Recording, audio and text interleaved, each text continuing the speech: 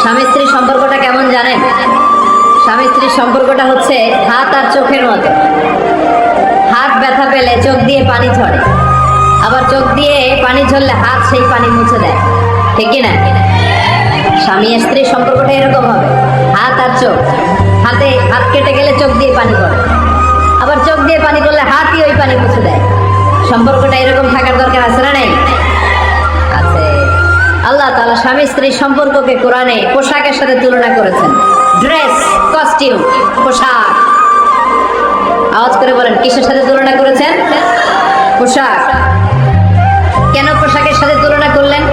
কারণ পোশাক মানুষের লজ্জাস্থানের হেফাজত করে। ইট কভারস আওয়ার প্রাইভেটস।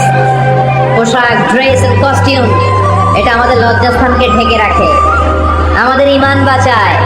তেমনি স্বামী তার স্ত্রীর চরিত্র হেফাজত করে।